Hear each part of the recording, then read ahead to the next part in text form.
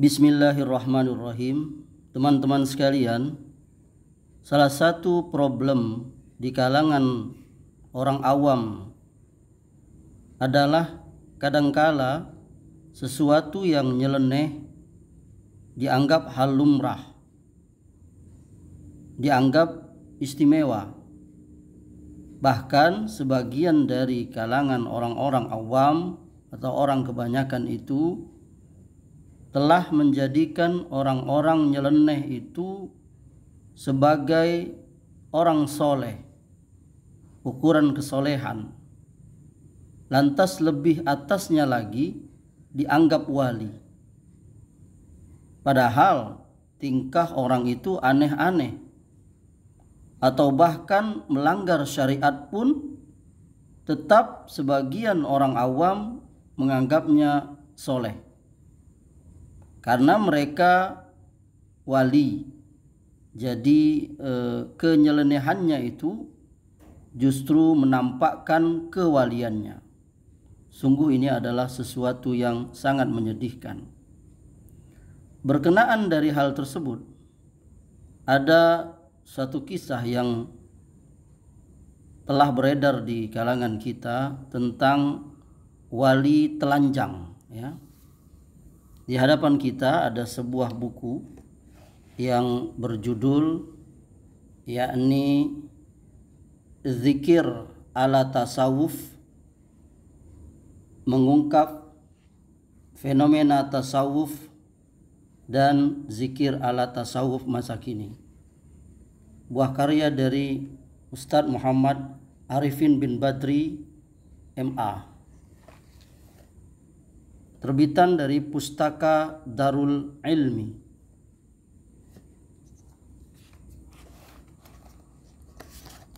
Di dalam buku ini, setelah beliau menjelaskan tentang kesesatan daripada orang-orang yang berfaham wihdatul wujud, yakni menganggap dirinya telah bersatu dengan Tuhan, dan ini adalah satu kesesatan.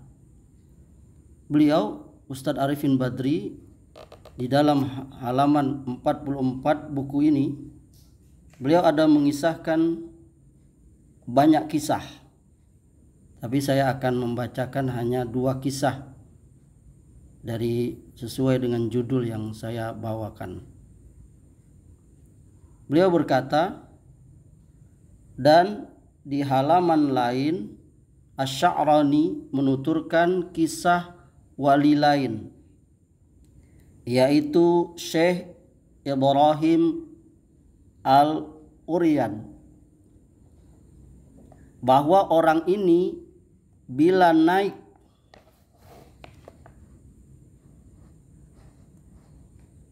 mimbar dan berceramah, ia senantiasa dalam keadaan telanjang bulat.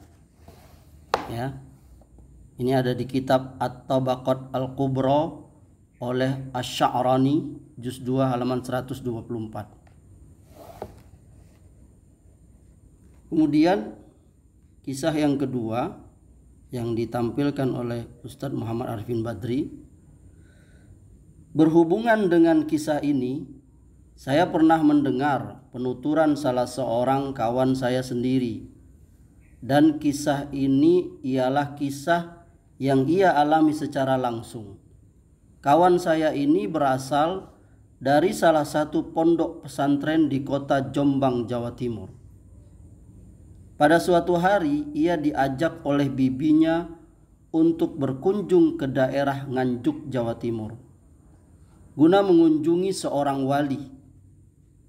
Setibanya di rumah wali itu, ia dipersilahkan masuk ke ruang tamu laki-laki, sedangkan bibinya dipersilahkan masuk ke ruang tamu wanita.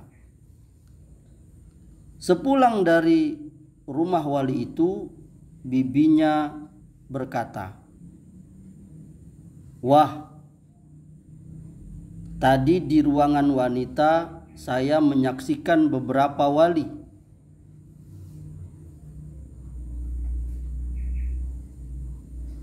Di antaranya ada wali laki-laki yang keluar menemui kita dengan telanjang bulat dan tidak sehelai benang pun menempel di badannya. Setelah berada di tengah-tengah ruangan, wali telanjang itu disodori sebatang rokok oleh sebagian pelayannya. Maka ia pun mulai menghisap rokok. Dan baru beberapa isapan, rokoknya itu dicampakkan ke lantai. Melihat puntung rokok wali telanjang yang telah tergeletak di lantai itu, ibu-ibu yang sedang berada di ruangan tamu itu berebut memungutnya. Dan setelah seorang ibu berhasil mendapatkannya, ia pun buru-buru memerintahkan anaknya yang masih ingusan, yang kala itu bersamanya, untuk ganti mengisap puntung rokok itu dengan alasan agar mendapatkan keberkahan sang wali dan menjadi anak yang pandai.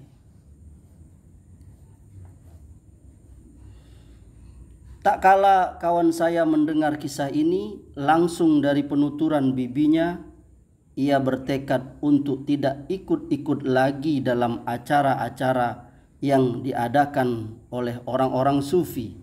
Dan semenjak itu pula lah ia mulai menyadari kesesatan thariqat sufi.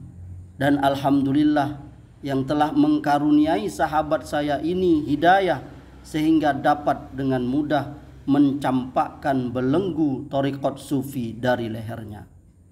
Sekian teman-teman, semoga bermanfaat.